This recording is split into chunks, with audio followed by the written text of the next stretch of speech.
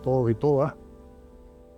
Es un verdadero placer para el Instituto de Investigaciones Jurídicas de la Universidad Católica Andrés Bello, y desde luego un honor poder presentar el segundo capítulo de la serie Lato Sensu, los diálogos del Instituto, que además tiene el privilegio esta vez, la parte de quienes les van a exponer lo que se dirá inmediatamente después, de contar con la hospitalidad de la Cátedra Libre Andrés Bello, por lo cual debo agradecer al doctor Ramón Guillermo Abeledo la gentileza de su hospitalidad, y que esta segunda serie del podcast y de esta secuencia, Lato Sensu, nos tenga en esta casa.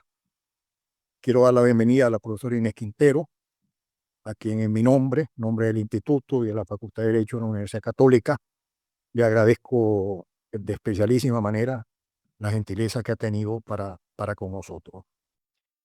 El programa Lato Sensu, los diálogos del Instituto, es un proyecto de divulgación del Instituto de Investigaciones Jurídicas que pretende ofrecer al público perspectivas diversas, plurales, en el marco de lo que declara, de una manera muy particular, la Ley de Universidades, en su artículo 2, que dice que textualmente: las universidades son instituciones al servicio de la nación y a ellas corresponde colaborar en la orientación de la vida del país mediante su contribución doctrinaria en el esclarecimiento de los problemas nacionales. Este es el motivo de este programa, que tuvo ya un primer capítulo dedicado al tema del petróleo, y este segundo dedicado a Andrés Bello, el arquitecto del orden civil. Contamos con dos invitados, desde luego de lujo, pero que honran a este instituto y a la Facultad de Derecho de la Universidad Católica: la doctora Inés Quintero, historiadora, individuo de número de la Academia Nacional de la Historia, directora de la Academia Nacional de la Historia, Visiting Fellow de la Cátedra Andrés Bello de la Universidad de Oxford, y historiadora de una profusa obra, alguna de la cual yo he leído con ojos de lector. Ojalá hubiera sido yo historiador para poderle preguntar muchas cosas, ¿no? Y a mi derecha, el doctor Ramón Guillermo Abeledo, abogado, profesor de la Universidad Central, de la UCAP, de la Universidad Metropolitana, PhD en Ciencia Política de la Universidad de Madison, ex diputado por su estado natal, el estado Lara, presidente de la Cámara de Diputados y jefe de la Cátedra Libre Andrés Bello de la UCAP, que esta mañana nos acoge tan amablemente. Quisiéramos entrar en materia, doctora Quintero, con una primera aproximación, si usted estuviera de acuerdo, a propósito de Andrés Bello el caraqueño, de ascendencia canaria. Es decir, este joven, este niño que nace en la esquina de Lumeta y que fue a pasar los últimos 36 años de su vida, si no me falla la memoria, en Chile, ¿qué tiene de él o qué supuso en él los ascendientes canarios que tuvo? ¿Tuvo esto alguna influencia? Es decir, nos interesa como primer tópico Bello el caraqueño, el niño que fue formándose y que fue desde luego recibiendo influencias de sus padres, de sus abuelos, de sus ascendientes y de toda aquella Caracas de ese tiempo tan particular que usted conoce mejor que todos nosotros. Bueno, primero que todo, muchísimas gracias por la invitación, por la posibilidad de compartir en esta iniciativa de promoción y divulgación de lo que representa la vida civil en Venezuela y sobre todo de este instituto, y aquí en el lugar del instituto también de la Cátedra Andrés Bello, y bueno, y con estos dos ilustres compañeros de, de experiencia. Entonces, mira, me parece bien importante hablar de Andrés Bello Caraqueño, sobre todo, porque, ¿verdad? Andrés Bello nace en 1781, 2 años antes que Simón Bolívar, y en 1810 se va de Venezuela, y bueno, y más nunca vuelve. Entonces, su experiencia de vida en Venezuela, y particularmente en Caracas, que fue donde vivió, fue muy breve, pero fue sustantiva para lo que es, bueno, el origen y la nostalgia que después va a vivir de su extrañamiento de Caracas. Su ascendencia canaria, efectivamente, en la sociedad caraqueña de entonces dependía, él tenía eso, ciertas limitaciones. Él no era un blanco principal, él era un hombre que estaba en un estado de la sociedad diferente al de los principales, y por eso, y en esa condición, va a tener eso, una dinámica que va a estar soportada sobre todo sobre su formación. O sea, yo creo que el gran valor de la infancia y de la adolescencia de Andrés Bello en Caracas es el inicio de su formación. O sea, es un niño, un joven que nace humanista, literalmente. O sea, que nace inquieto por las humanidades, que aprende idiomas, que lee latín, que hace traducciones. O sea, un joven que hoy diríamos un joven prodigio, ¿no? Con una sensibilidad inmediata y cercana por las letras y por las humanidades. Y también creo que en un ambiente de creación y de sensibilidad, porque bueno, él es nieto de Juan Pedro López, o sea, uno de los grandes pintores del periodo colonial. Entonces todo eso yo creo que tiene una influencia en lo que es la sensibilidad de Andrés Bello. Y el hecho también de que por su formación, por su experiencia, vaya a tocarle bueno, la contingencia, porque fue también una cosa muy breve de poder iniciar en historia y en humanidades a Simón Bolívar. Lamentablemente ocurre que muchas veces la referencia de Andrés Bello es, no, que fue el maestro de Simón Bolívar, pero bueno, tremendo maestro. Sobre todo que lo que va a ocurrir después en la biografía de Bello es, por supuesto, mucho más trascendente que esa contingencia de haber sido profesor particular de Simón Bolívar en esa época muy, muy temprana. Ahora, yo sí creo que el gran valor de ese Andrés Bello caraqueño, de ese Andrés Bello joven, tiene que ver eso con la génesis de su formación, con su sensibilidad por las humanidades, con la facilidad y con la preocupación por los idiomas, por tener una posibilidad de adquirir conocimientos en el terreno de las humanidades, y que eso es precisamente lo que lo va a poner en el espectro de ser un funcionario de la Capitanía General de Venezuela por su calificación. O sea, que si fuésemos a hacer una, mm, una descripción para caracterizar esa primera etapa en la vida de Andrés Bello es eso, su capacidad formativa y su inquietud por tener eso, unos fundamentos humanistas sólidos, y que eso lo va a poner en el ojo del huracán dentro de lo que serían los sucesos caraqueños que finalmente van a desembocar el 19 de abril de 1810 en la constitución de la Junta Suprema de Caracas. Pero eso es un hombre de la ciudad, un humanista, y yo diría que ya destacado tempranamente como una persona con herramientas y posibilidades de interacción en el contexto de ese periodo que era la Venezuela hispánica. O sea que esa primera etapa de Andrés Bello es el Andrés Bello de la Caracas hispánica, ¿no? Y Muy, déjame doctor Aveleo, comentar, por favor. déjame comentar en adición a lo que ha dicho Inés, que bueno, un boceto muy bueno de esa etapa, ¿no? Bello es formado en Caracas, ese punto hay que dejarlo claro. Madurado en Londres, que a los 19 años londinenses adquirió esa madurez y además eh, tuvo lo que llama don Pedro Graces la universalización del pensamiento. Así, ahí el pensador Bello se completa en la experiencia con el mundo. Y después, por supuesto, la plenitud creativa en Chile, donde en esa larguísima estancia en Santiago pues, fue tan especialmente productivo en todos los campos, por cierto. No solo en el literario que sabemos, sino además en el jurídico, en el político, en la organización del Estado, en todas esas cosas.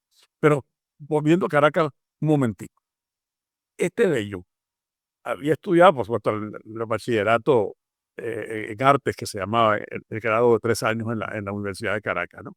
Pero también había estudiado latín y gramática en el convento de los Mercedarios, que le quedaba, como diríamos, al cruzar, pues. Sí.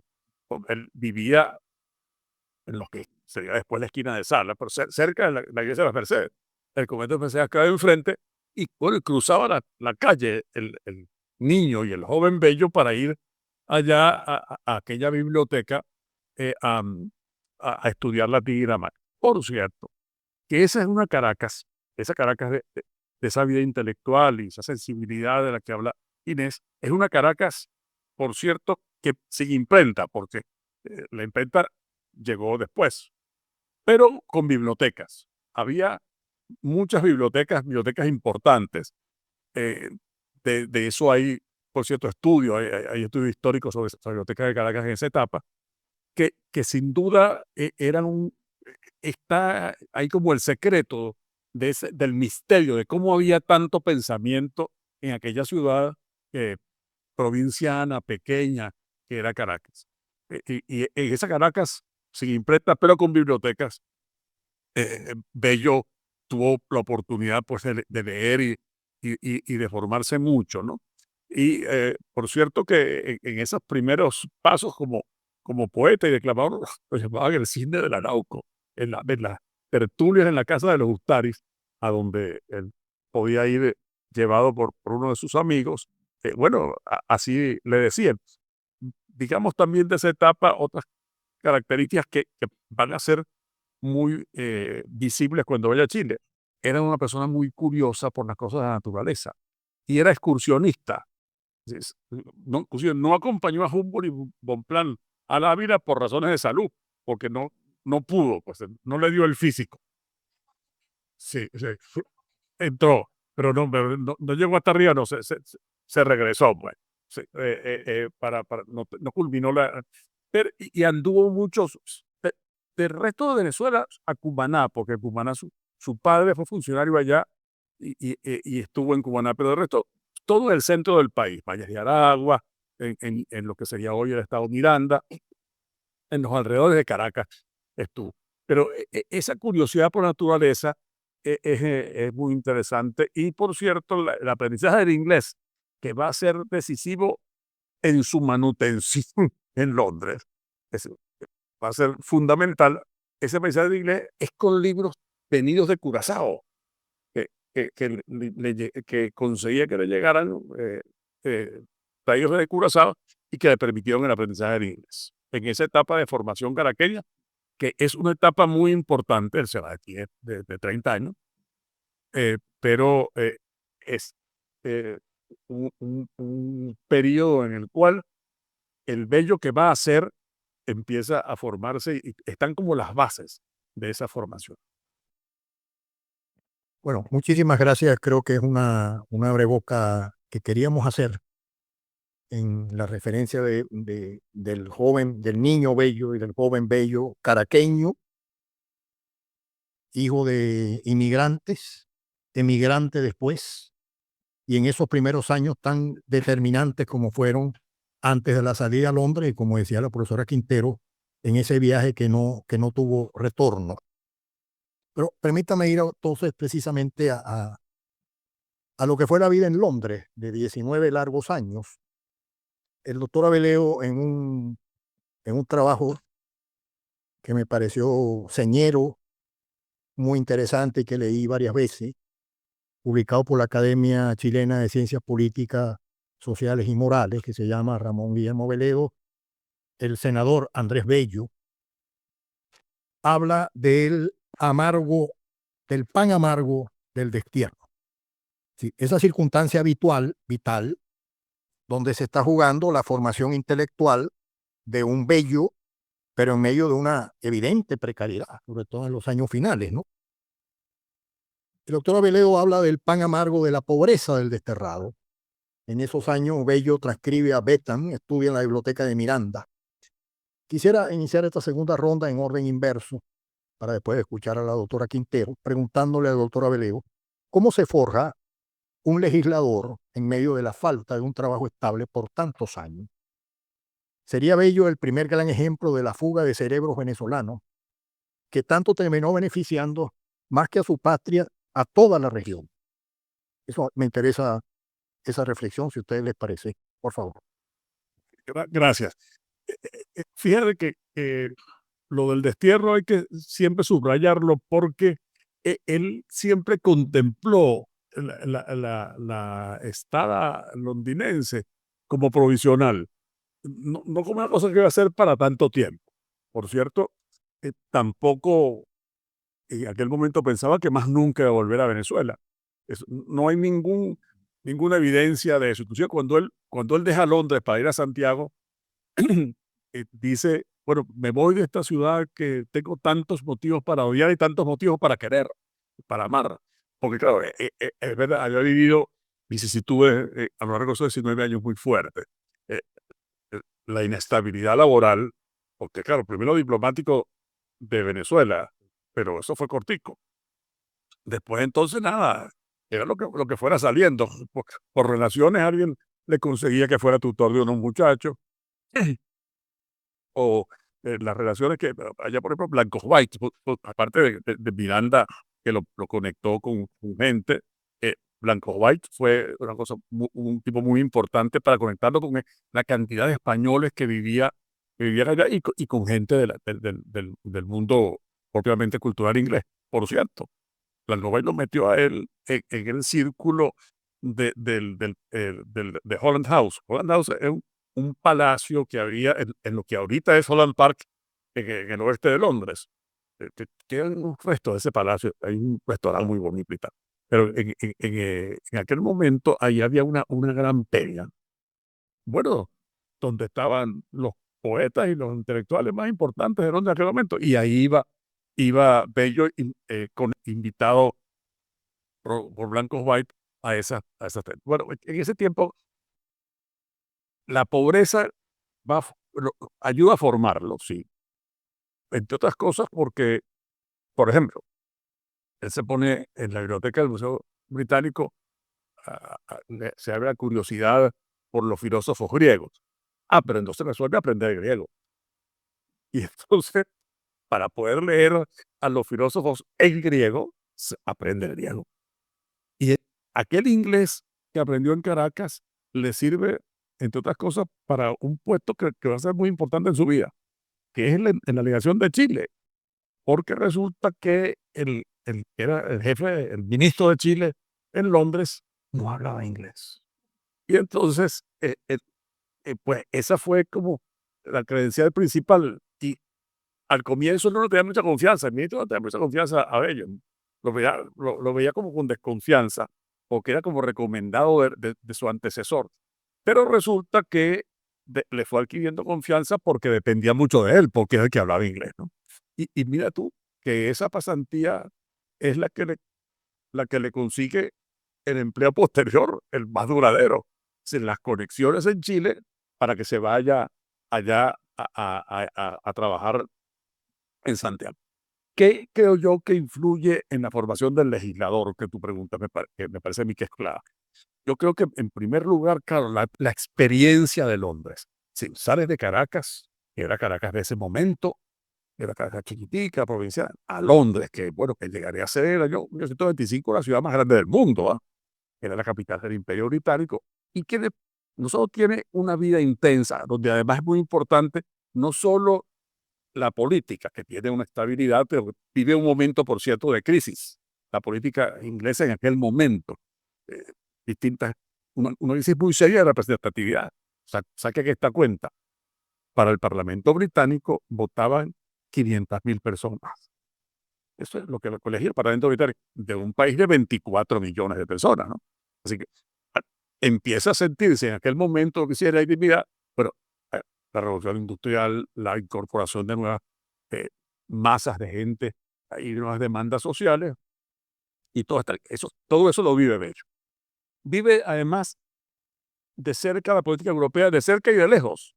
Yo tuve un profesor de literatura en Londres que decía, hablando del Canal de la Mancha, que ellos llaman Canal Inglés, y decía, el océano más grande del mundo es el que separa a Inglaterra, a Folkestone y a Dover de Calais, es decir, el estrecho, porque esa es la gran distancia. Esa distancia es suficiente distancia para que no esté involucrada directamente, vivamente Inglaterra, si está porque se mete, bueno, sabemos, Wellington y todas esas cosas en las guerras napoleónicas, pero no, esas no son en Inglaterra, pero suficientemente lejos para que no esté la guerra en el país, pero suficientemente cerca para ver todas esas cosas que están pasando en la política europea. Eso va a influir mucho en la formación de Bello, en esa universalización del pensamiento, esa apertura. Entonces, el ver una prensa que además debate, discute, que hay sátira política en las caricaturas, en las obras de teatro, todo eso lo contempla Bello, ve las dificultades que puede tener un sistema político, aprecia las dificultades de la política internacional, ahí va empezando a pensar lo que va a ser su obra de derecho internacional público, que es una cosa tan importante. Bueno, la empieza a pensar en ese momento, no la escribe en Chile, pero es concebida en Londres. Entonces, esos 19 años londinenses son importantísimos en la formación de Bello, y el legislador que va a servir a Chile y que Chile va a aprovechar tan intensamente, sería incomprensible si no fuera ese caraqueño que originalmente formado en Caracas y que había vivido el momento de la declaración de independencia y la ida de la, bueno, después de la declaración se fue después del 19 de abril a Londres, y ese hombre que se formó, se maduró durante 19 años en Londres. Yo creo que todo eso sirve para comprender este señor que llegó, por cierto, cuando llegó, tenía 49 años cuando llegó a Chile, 49 años. Y Emil Rodríguez Monegal, en su ensayo sobre Bello, dice, se consideraba a sí mismo un hombre acabado. Mira tú, todo lo que fue, sí, la clase de, vamos a decir, la clase de pelón que cometió, no sé si era Bello que así de verdad, o Rodríguez Monegal que así lo evalúa. Pero mira tú, dos personas tan sabias aparentemente estaban muy equivocadas, porque lo que pasó después fue que vino. Eso lo que dice Inés es muy correcto. Sí, eh, eh, todo lo que había pasado antes no era nada frente a lo que iba a pasar, frente a todo eso que Bello iba a poder hacer en esos años santiaguinos. Profesor Quintero, una visión de sus partes sobre lo que fueron esos años londinenses previo al viaje definitivo a Santiago. Sí, a mí me parece que ese es un periodo crucial en la vida de Bello. Bueno, todo lo que estaba comentando nuestro querido profesor Abeledo con sus conocimientos, pero mira, a mí hay dos cosas que me llaman mucho la atención y tiene que ver en relación con su vida personal, más privada, ¿no? Y que está, bueno, que es parte de su experiencia londinense, porque lo decía Ramón Guillermo, cuando él se va, él no tiene idea que él se va a quedarse para el resto de la vida, él se va en una misión diplomática de un gobierno que ¡fa! Termina. Entonces, queda allí y claro, y esa pasión por las bibliotecas va a llegar en nada más y nada menos, porque claro, Miranda, Francisco de Miranda, que tenía su casa allá, que los recibe allá, a pesar de que le habían dicho a los miembros de la misión, ustedes con ese señor no se reúnan. Mentira, llegaron y fueron a buscar directo a Francisco de Miranda, y no solamente buscarlo, sino que cuando Miranda se regresa a Venezuela, Andrés Bello queda en la casa de Miranda, y queda en la casa de Miranda con aquel portento de biblioteca que es la biblioteca de Miranda. Entonces, ese es un primer elemento, ¿no? La convivencia en un espacio caraqueño, que es la casa de Miranda, a pesar de que Miranda tenía 40 años fuera de Venezuela para entonces. Pero en segundo lugar, hay un elemento que muchas veces se nos pasa por alto cuando hablamos de figuras históricas relevantes, que es su vida privada, su vida personal. Y efectivamente, Bello se casa en Londres, su primer matrimonio, con Isabel Dunn, ¿no? No, perdón, su primer matrimonio es con Mary Ann Boylan. Claro, tiene 3 hijos y enviuda y pierde uno de los muchachitos. Entonces, ya eso es una experiencia dramática, o sea, matrimonio, viudez y eso, la pérdida de un hijo. Y después se casa efectivamente de nuevo en Londres con Isabel Dunn y va a tener 12 hijos, los primeros en Londres y los otros 8 en Chile. Pero entonces tiene los 4 de Londres y los 2 que le quedan del primero, son 6 muchachos en Londres. Yo no me puedo imaginar la complicación de poder relacionarse con eso, 6 hijos y en medio de las dificultades económicas que representa su vida laboral en Londres, porque como bien lo decía Ramón Guillermo Aveledo, cuando se termina el gobierno, él queda, bueno, como loro en estaca, o sea, no tiene manera y por supuesto está todo lo que es su formación, sus recursos del inglés, sus relaciones y su pasión por la biblioteca. Entonces él tiene que compartir la vida en eso, su vida matrimonial primero, su viudez, su segundo matrimonio, los muchachos y su pasión por el estudio y bueno, y su inmersión nada más y nada menos que en la British Library. Y la mudanza, Claro, no, algo que puedo hacer muchas veces, claro, hay un, cosa de la claro, hay una biografía de Andrés Bello extraordinaria que hizo nuestro querido profesor Iván Jaksic, que él hizo incluso un plano de todos los puntos a donde vivió Bello en el Londres de su tiempo, que es extraordinario porque, ¿verdad? O sea, y él trataba siempre de estar en zonas donde tuviese capacidad económica para coexistir y eran zonas de inmigración de gente, bueno, que eran de otras naciones, bueno, de otras procedencias. Pero también hay que destacar en ese periodo, porque ese es un periodo crucial de la historia de Inglaterra, pero también de la historia hispanoamericana, porque Bello se va justo antes de la declaración de la independencia y va a estar fuera de América, fuera de Hispanoamérica, desde el año 10 hasta el año 29, que son los 19 años de la gesta de la independencia, de la guerra y de todo lo que va a significar la construcción de las naciones en Hispanoamérica. Proceso que él va a vivir de lejos físicamente, pero de cerca como inquietud intelectual.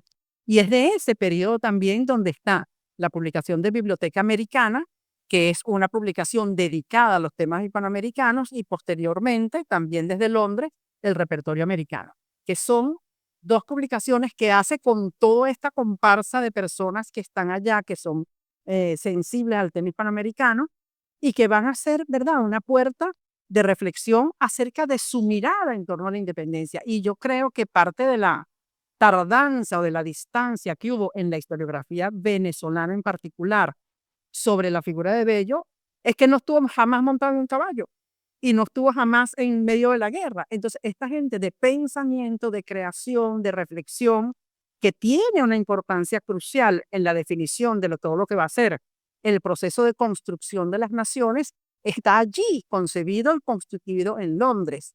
Y efectivamente, toda su preocupación por todo lo que está ocurriendo en Hispanoamérica está relacionado, bueno, con la distancia física, pero con la proximidad afectiva y moral y la añoranza de lo que eso representa. Entonces, yo sí creo que la experiencia de Londres, las penalidades, la paternidad, la viudez, bueno, la, la pasión por el aprendizaje, la necesidad de comunicar, él hace también en Londres una cosa que después, finalmente se supo, la colección y la traducción de los principales documentos de la independencia, que fueron unos documentos que mucho tiempo se pasaron sin que hubiese o sea, que se hubiese certeza de que había sido él el compilador, ¿no? Entonces sí creo que esa distancia no lo enajena de la realidad hispanoamericana y que yo pienso que va a tener un peso sustantivo en lo que va a ser su preocupación fundamental durante todo el periodo de permanencia en Chile. Y creo ya también para finalizar, porque me parece muy importante, todo su esfuerzo por mantener la conexión con el mundo diplomático y con las relaciones consulares, diplomáticas, internacionales de Hispanoamérica, porque él le escribe a los, digamos, a los gobiernos de Chile, a los gobiernos de Colombia, mira, aquí estoy yo a la orden, yo soy un señor muy calificado, mire, yo hablo inglés, hablo griego, hablo latín, o sea, me defiendo, sé de todo lo que sé, y pensando, bueno, que su destino más natural es ser un servidor público para estas naciones en ciernes. Entonces yo, verdad, me parece que esa experiencia en Londres, en medio de sus penalidades, de todo lo que significó, son eso, parte expresiva de su vínculo, o sea, imposible de interrumpir con la realidad hispanoamericana. Y también durante ese periodo va a tener correspondencia con Simón Bolívar, porque aparte de eso, está atendiendo los negocios, o sea, los problemas financieros, los problemas de la propiedad de Bolívar como apoderado. Entonces, mira que las minas de Aroa, que para acá. Entonces, también eso, su capacidad para gestionar y resolver asuntos ya más personales y particulares de Simón Bolívar. Así que yo creo que es una vivencia muy, muy completa y yo me imagino, ¿verdad? Lo que podía ser para Bello el contacto con la British Library. O sea, sí, es verdad, o sea, la biblioteca más grande del mundo se compararía a Alejandría, literalmente, ¿no? Y sí creo que todo eso, bueno, está también producto de los trabajos de Iván Jackson, la publicación de los Cuadernos de Londres, que son todos los apuntes que tenía Bello de sus lecturas en la biblioteca, en la British Library, que es una cosa, ¿verdad?, extraordinaria, porque, o sea, la dimensión intelectual de Bello que se va a plasmar cuando ya todo ha acabado a sus 49 años, llegando a Chile. Y esa, digamos, toda esa vivencia lo va a afirmar en su condición de hispanoamericano. O sea, él no es un caraqueño ya, él es un hombre de Hispanoamérica. Y eso yo creo que va a ser definitorio de su proyección y de lo que va a ser su presencia en Chile. Hubo el hilo por una punta ahí que dejó Inés, que es muy importante para mí. Me parece que, pues le agradezco que haya mencionado eso, ¿no? Que la relación con Bolívar, y hay un texto, quiero leer unas líneas, una carta de él a Bolívar, ya al final, como está desesperado, pues él quería seguir, Bolívar está mandando en Colombia, y él quería seguir sirviendo a Colombia, pero claro, rojo, pero no puede más, pues. Ya. Y entonces él le escribe a ese Bolívar en el poder, que está por allá. Y dice: mi destino no me proporciona sino lo muy preciso para mi subsistencia y la de mi familia, que ya es algo crecida. Es que me va a decir Inés, dice: carezco de los medios necesarios aún para dar educación decente a mis hijos. Mi constitución, por otra parte, se debilita. Me lleno de arrugas y de canas.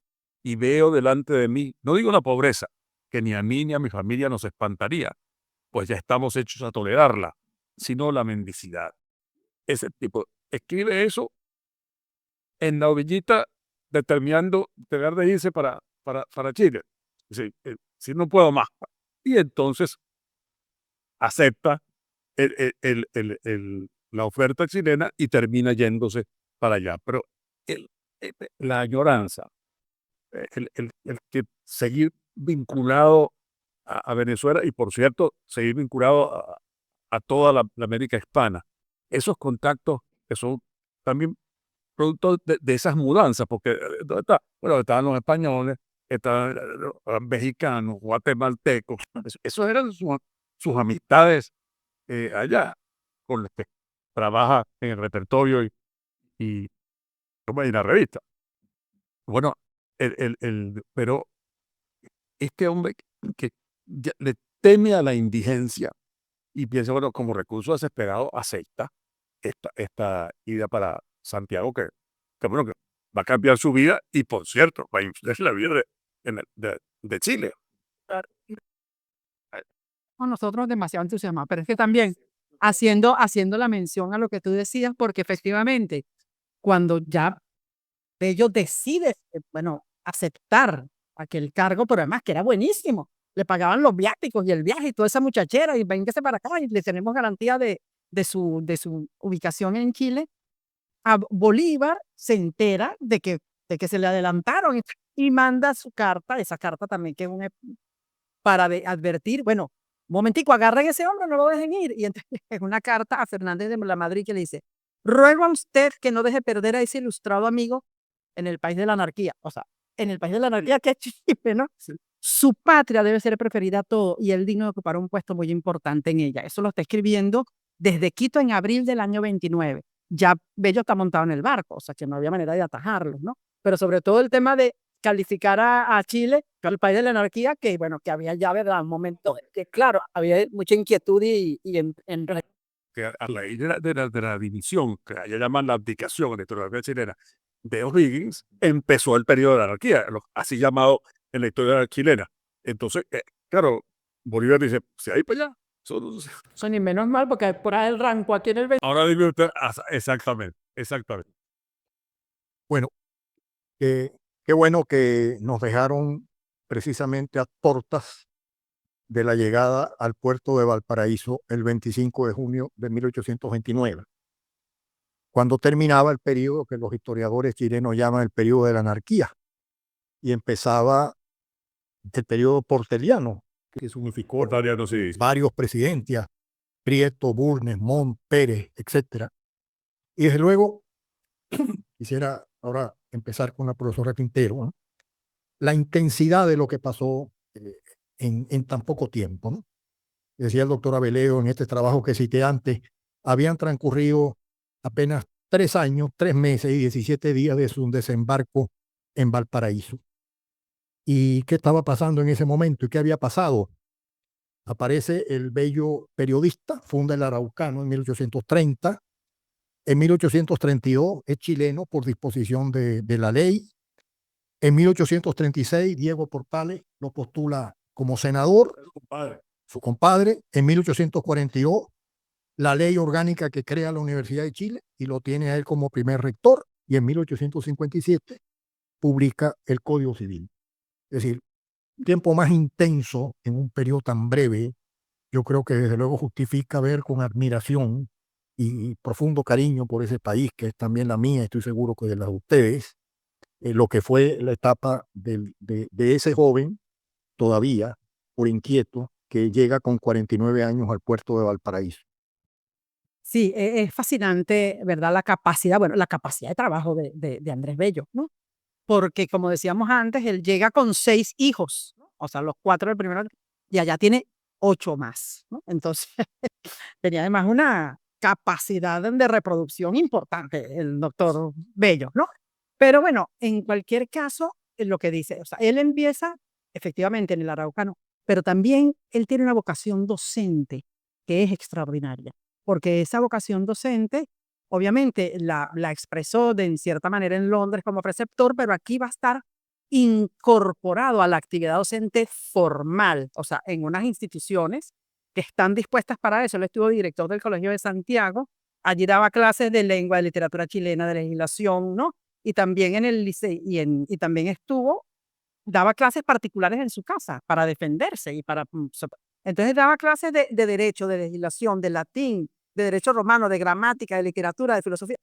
O sea, la biblioteca ambulante, o sea, tener la posibilidad de ser alumno particular de Andrés Bello en ese contexto inicial de su recién llegado a Chile, ¿no?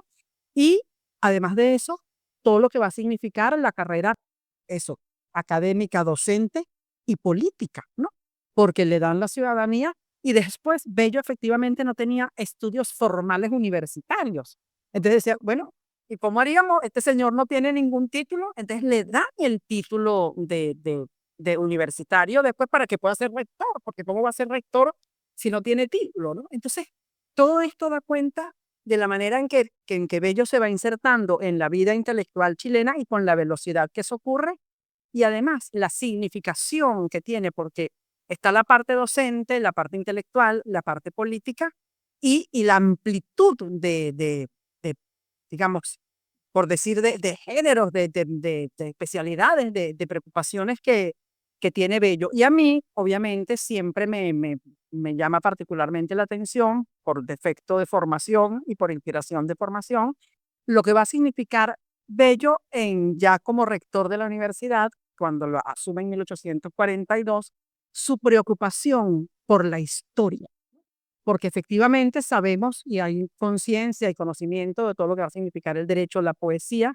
pero muchas veces pasa desapercibido que Bello fue un preocupado, o sea, un preocupado por la difusión, por la comprensión, por la significación de lo que representaba la historia como pertenencia, como posibilidad de comprensión del presente. De hecho, es su primer libro, que va a ser publicado precisamente en 1810, que tiene el breve resumen de la historia de Venezuela, que es el calendario que tiene ese nombre tan particular, ¿no? Calendario Manual y Guía Universal de Forasteros en Venezuela para el año 1810, que incluye un pequeño resumen de la historia de Venezuela, que verdad, que está escrito justo en la antesala de que ocurran los hechos de la Junta Suprema de Caracas. Pero entonces él, mientras está de rector de la universidad, va a plantear un conjunto de debates sobre la historia de Chile, sobre la historia de Hispanoamérica, que va a ser además origen de los más importantes debates, incluso de fundación de la filosofía de la historia y de la historia de la historiografía chilena. O sea, que es, ¿verdad? Todos sus debates con Lastarria y con todo lo que eso va a significar como posiciones frente al pasado hispano. Lastarria, que había sido su discípulo y después su contradictor. Pero entonces es bien interesante porque va a ser por primera vez en una historiografía, en la formación de las historiografías nacionales, el debate acerca del significado del pasado hispano, del pasado colonial y lo que representa el proyecto republicano.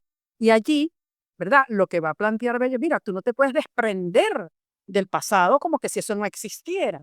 Y va a ser las advertencias importantísimas del peligro que significa el uso político de la historia, ¿no? Y eso es, ¿verdad? Un tema que es un tema fundacional de las historiografías hispanoamericanas, porque las historiografías hispanoamericanas, por la necesidad de fortalecer el proyecto republicano, se denostó y se descalificó y se satanizó el pasado colonial. Y Bello decía, bueno, te puedes desprender de ese pasado sin apolonizarlo, pero simplemente tenerlo como parte de lo que eso representa. Y obviamente esto yo siento que, bueno, que tiene es un peso enorme en lo que es la fundación de la, digamos, de la reflexión histórica hispanoamericana sobre lo que representó el periodo colonial. Y también, bueno, todo su aspecto legislativo, su aspecto político, realmente sido senador, todo lo que eso representa, pero también para mí el tema de la gramática es, o sea, la preocupación de cómo la integración de esas entidades hispanoamericanas puede tener recursos a través del lenguaje, ¿no? O sea, la integración para Bello no es un hecho político en el sentido como se planteó por otros pensadores de su tiempo, sino que la integración está relacionada con el idioma, ¿no? A mí eso me parece fascinante porque es entender que es de la manera en que nos comunicamos que nos podemos integrar y comprender. Y por eso esa gramática española, esa gramática de Bello, para los hispanoamericanos, porque está orientada en ese sentido, es eso, un instrumento de integración. Y yo creo que pocas veces se ve en esa dimensión, e insisto mucho en la, digamos, en la lectura que hace Iván Yaxis de este tema. Y bueno, y tú lo decías al comienzo, el tema del orden, porque para Bello, la república tiene que tener un orden institucional, y ese orden institucional está en la ley, y las leyes tienen que ir también escritas, y para eso funciona la gramática. Entonces, es verdad, es una integración del pensador donde está la historia, está, bueno, por supuesto, la poesía, pero sobre todo me parece a mí que la ley y la gramática como elementos de integración, ¿no? Que es, ¿verdad? Una mirada que trasciende a lo intelectual para convertirse en una mirada de cosmogonía hispanoamericana y de filosofía, que son humanista, filósofo, pensador en el campo del pasado, ¿verdad? Bello es un porteño. Un señor muy bien formado y además atendiendo a los 12 muchachos, ¿no? Además que se fueron muriendo, perdió, ¿verdad? Murieron muchos de sus hijos en vida, que eso también tiene que haber sido muy fuerte, ¿no? Como experiencia humana, ver morir a sus hijos, ¿no? Que perdió como 4 muchachos en todo ese horror bueno, de enfermos jóvenes, o sea, que fue una vida muy dura, pero además muy intensa en su capacidad creativa. Lo que tú dices, Inés, pues, del lenguaje y el derecho, era para él un tema verdaderamente obsesivo. Inclusive insiste mucho Bello siempre, y además lo pone en el Código Civil, es texto de la ley. La- la- lo indispensable de que la ley se entienda, que cualquiera que la lea entienda el significado.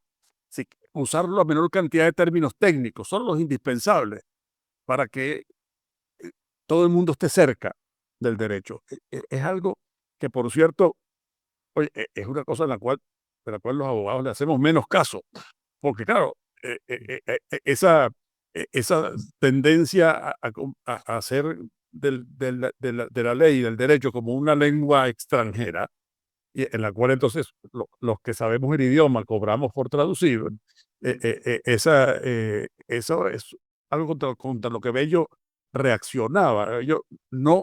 Bello defendía la idea de una ley con entendible, en la lengua más sencilla y más clara. Insistía mucho en eso, para insistir teóricamente, pero también en la práctica, en la práctica. Porque la dimensión de profesor, de educador, el Colegio de Santiago, el Instituto Nacional, la universidad, las clases particulares, pero además tú lo ves en el rastro en sus discípulos. Una biografía que es de Bello, que es afectiva, es la biografía de Amunátegui. La primera que hubo. Hay un discípulo, y, y uno ve allí no solo la admiración, evidentemente, muchas cosas que son cosas que Bello le dijo. Tú sacas ahí la cuenta de grandes testimonios directos que le da pregunta, pero además eso, lo que tú has subrayado muy bien, Inés, de que él estaba influyendo en los jóvenes historiadores chilenos, en los jóvenes pensadores chilenos, eh, fundando la historia de Chile. Esa es la verdad.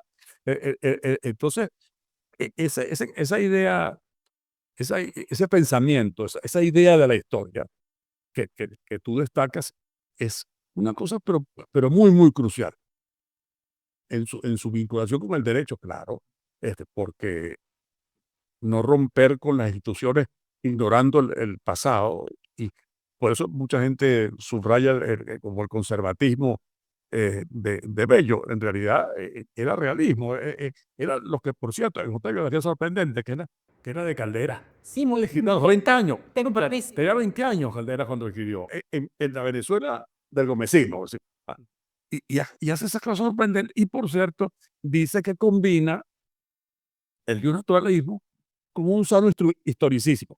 Es decir, él, claro, en la modernización londinense comprendió lo que se llama en las tipologías de constitución la histórico tradicional, que es la típica inglesa. Y entonces él está combinando sus convicciones naturalistas en alguien que ya es un liberal con el historicismo. Y esa es la síntesis ideológica y jurídica del Bello que va a rendir en Chile. Alguien que ya convencido de las ideas liberales, tiene una formación naturalista y una comprensión del historicismo constitucional, de la importancia de esa constitución histórico tradicional. Y es lo que él procura inocular en la legislación chilena, por cierto, entonces equilibrando. Aquí está, tenemos instituciones republicanas, estamos creando una institución republicana. Y esas instituciones no pueden ignorar el pasado. Tienen la obligación de lo nuevo, porque estos son repúblicas, por Dios, pero no pueden ignorar el pasado. Sí. Bueno, miren ustedes que en el guión que habíamos preparado nosotros, habíamos notado precisamente uno que agradezco que ustedes hayan elaborado antes, porque salió mucho mejor que con una pregunta de este servidor. En el guión hablábamos de gramática y humanismo, cómo el idioma era entendido por Bello como una herramienta de unidad política, porque aquel joven que llega, bueno, ya no tan joven, al puerto de Valparaíso, decía la profesora Quintero, Pero ahí te salió un muchacho. sí, ya era una figura hispanoamericana, una figura del continente todo, ¿no?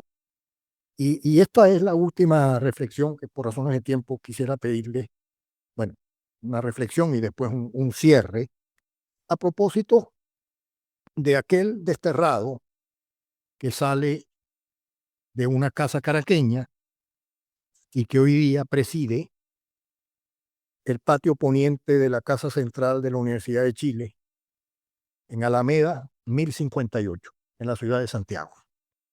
Y que para un venezolano como yo, que pasó años de su vida en esa ciudad por razones de trabajo, y que dejó ese país en una de las esquinas de su corazón para toda la vida, la sorpresa de llegar allá destinado por cambio y cobrar algo por un viático y descubrir que en el billete de más alta denominación en Chile estaba la cara de Bello.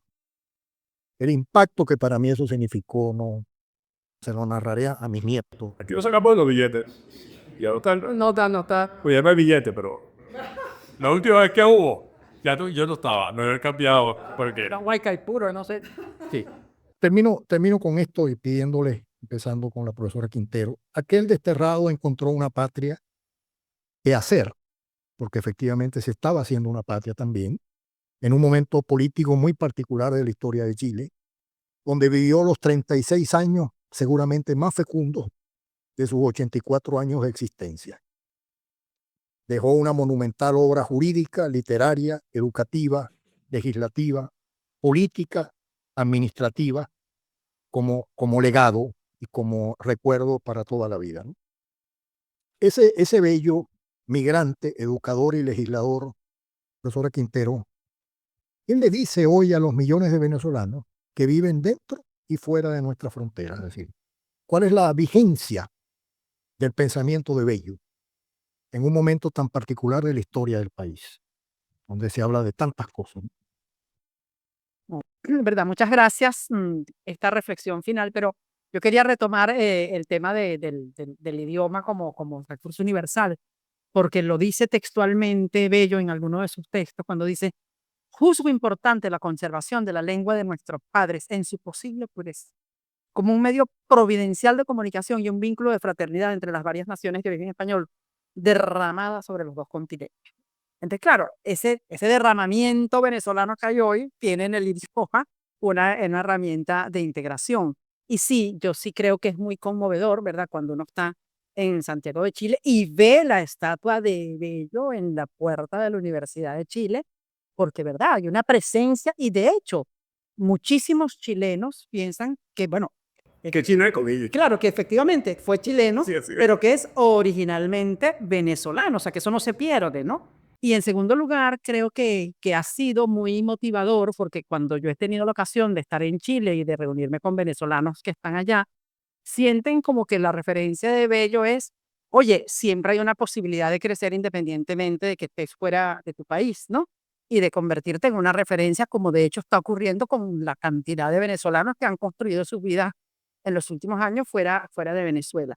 Pero en el caso de Bello, a mí sí me parece que, y lo decía anteriormente, que la fuerza de su presencia en Chile, que tuvo, por supuesto, un impacto definitivo e insoslayable en la historia de Chile, en todos los términos, en la docencia, en todo lo que representó como legislador, como político.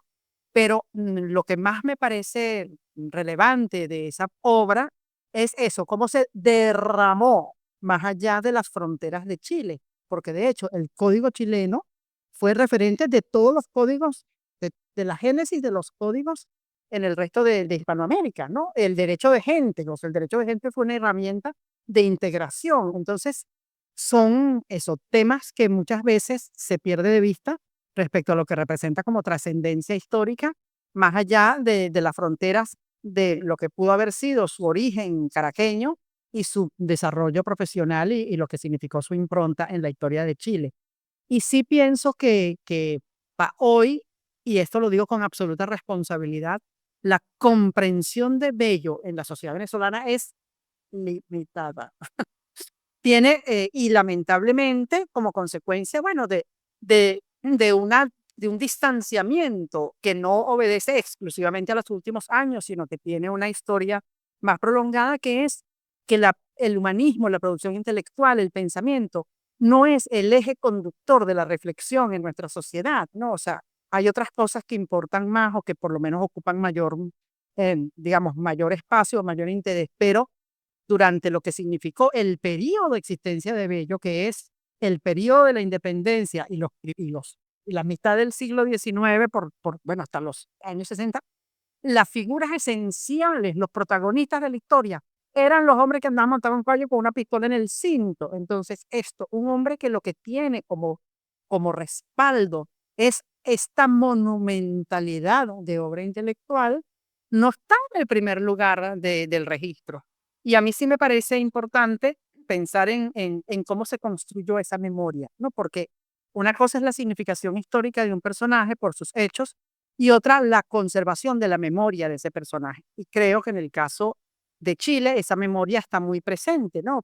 Como rector de la universidad, de hecho está su tumba y hay una cantidad de expresiones sostenidas de lo que representó la presencia, bueno, el billete, o sea, tú andas por allá haciendo mercado y tienes a Andrés Bello en la cartera. En el caso de Venezuela es una memoria que ha sido más accidentada, ¿no? Y bueno, la primera plaza de Bello, de Andrés Bello, que está en la avenida Andrés Bello, son cosas más contemporáneas. La apropiación de Bello por los venezolanos fue más bien tardía, independientemente de que cuando se cumplió su primer centenario, hubo unos eventos en la universidad, pero le tocó que estaba muy pegadito del bicentenario de Bolívar. Entonces, bueno, Bolívar mata a Bello. O sea, en Venezuela y con Guzmán Blanco de por medio, la apoteosis del centenario de Bello no tuvo nada que ver con la apoteosis del centenario de Bolívar. En el centenario Basarobi. Porque él, siendo 81 y 83, están muy pegaditos. Pero, de hecho, las primeras gran publicación de las obras completas de Bello se hizo en Venezuela, ¿no? Porque hubo unas primeras que se hicieron en Chile en tiempos de Amunátegui, pero digamos, la dimensión de las obras completas de Bello que se hace en Venezuela que empieza en la década del 50 y que tiene, bueno, 61 era la edición final. que viene a ser además, y bueno, Concesión y Caldera y Oscar Zambrano Urdaneta, pero sí creo que, o sea, yo diría que la relación de memoria del venezolano con Bello es más modesta, ¿no? Y sí creo que obedece, bueno, por una parte a la propensión bolivarianística de nuestra memoria y bueno, y al hecho de que Bello eso es fundamentalmente un pensador. Pero bueno, tenemos nuestra avenida Andrés Bello, tenemos nuestro liceo Andrés Bello, pero eso, yo sí siento que hay una comprensión que puede todavía redimensionarse y por eso me parece importante este programa, bueno, que esté en el marco de esta cátedra Andrés Bello, de un instituto que hace vida en la Universidad Andrés Bello, y yo soy, ¿verdad?, de las que pienso que la presencia, la comprensión, el conocimiento y el afecto intelectual y afectivo así por Bello debería ser algo como intravenoso de los venezolanos, porque es una figura extraordinaria, ¿no? Y con la que yo me siento profundamente identificada por caraqueña, primero, pero también por lo que fue la sensibilidad de Bello por el tema de la historia y bueno, y por todo lo que significó como pensador fundacional de la necesidad de comprensión del pasado como herramienta esencial de comprensión del presente y de integración de Hispanoamérica. Así que muchas gracias por esta invitación. Por Le agradecido somos nosotros, profesor. Doctora Veleo, una intervención final. Pues fíjate, tomo por ejemplo donde lo dejó Inés, ¿no? En primer lugar, es tan importante para nosotros, Bello en esa dimensión de la que habla Inés, que esta es la cátedra libre de Andrés Bello de ética cívica. Esta cátedra, a eso es que está dedicada. Y mira, esa debilidad de nuestra memoria por esos próceres civiles, yo no la despacho. El único estado de la República que no tenía o toponimia o un héroe militar como epónimo, que era Vargas, pues ya no es Vargas. Dejó de existir. El único civil que tenía un nombre de Estado dejó de existir. Bueno, eso está explicado. Ahora, Bello hoy, en adición a lo que ha dicho Inés, que difícil decirlo mejor, ¿no? Pero Bello era un emigrante, como 8 millones de venezolanos. Hoy, eso tiene un significado. Es además un hombre de pensamiento, un hombre, un educador, un hombre de pensamiento, que además asumió la responsabilidad en un país que no era originalmente el suyo, cuando tenía 3 años de ciudadano de ese país, de meterse en política. Yo fue senador de Chile 27 años, y no cualquier senador, es decir, un senador activísimo. El tomo de la labor en el Senado de Bello, en las obras completas, es que 1000 páginas, 980 páginas, es una cosa que abruma la cantidad de cosas en las que se metió, de temas de interés. Entonces yo subrayo eso, es es un emigrante, un venezolano que vivió, por cierto, como los venezolanos de este tiempo, en tiempos que eran de crisis de la sociedad colonial y la crisis primera de creación de las repúblicas. Bueno, que eran repúblicas muy inestables. Y él llegó a Chile después de la batalla del Ircay, es el fin de la etapa de la anarquía, pero en una república constituyente. Y él, ¿qué es lo que dice? ¿Cuál es su aporte? Y eso es un aporte que tiene mucho valor en la Venezuela de hoy. En esta de ahorita, de 2026, mire, hay que construir república. Es una república que tiene que poder separada, tiene que tener igualdad y tiene que tener orden. Sí, la igualdad y los poderes separados y distribuidos no son contrarios al orden. El orden es indispensable. Y eso es lo que llama Iván Jackson, tantas veces mencionado hoy, la pasión por el orden de Bello. Eso, en buena medida, informó la cultura chilena, y la idiosincrasia chilena, y deberíamos nosotros pensar en un país que, por cierto, tuvo una transición ordenada a la democracia desde una dictadura terrible. Yo un día comentando con el presidente Piñera, yo decía, bueno, lo que pasa es que dentro de cada chileno reside un abogado, independientemente de su profesión u oficio.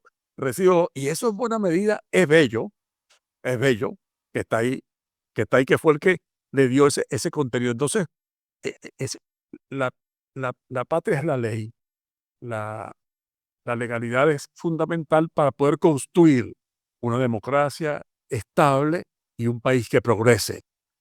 Y eso creo que debemos tenerlo presente los venezolanos hoy también. De acuerdo. Muchas gracias, doctora Veleo. Me toca ya cerrar, pero usted acaba de decir algo que me motiva mucho, ¿no? Y que me llega mucho, ¿no? Mucha gente no sabe, porque pasa el tiempo, que la admirable concertación chilena se gestó en esta ciudad. Y se gestó en esta ciudad no porque fuéramos unos genios de la ciencia política, que lo había, y gente muy estudiosa, sino porque esta ciudad le abrió los brazos a todos los exilios. Por eso las primeras experiencias de lo que fue después la concertación en firme se vio en la Colonia Tovar.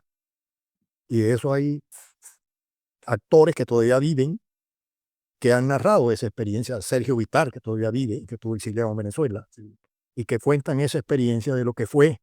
Siempre me pareció que era la manera en que el país le retribuía a aquel bello que no volvió, lo que había sido la vida de un caraqueño que salió para no volver y que encontró en Chile su patria definitiva y seguramente el más grande, uno de los más grandes de sus amores, ¿no?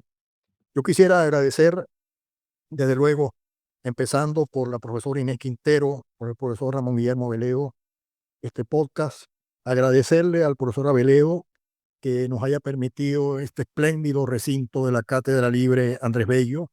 Esto está lleno de símbolos también, porque es un podcast sobre Bello, de un instituto de la Facultad de Derecho de la Universidad Católica Andrés Bello, pero que lo podemos hacer en la Cátedra Libre Andrés Bello. Y de luego agradecer muy especialmente a quienes me ayudan, profesor Anselmo Cuello, a mi asistente Alejandro Bauza y a Diego Villasmil Rangel, que ha donado su esfuerzo y su conocimiento a esta experiencia del Instituto de Investigaciones Jurídicas y que se lo agradezco infinitamente lo que ello me simboliza a mí. Muchísimas gracias y ojalá tengamos las audiencias que la calidad de nuestros entrevistados de hoy merecen. Muchas gracias.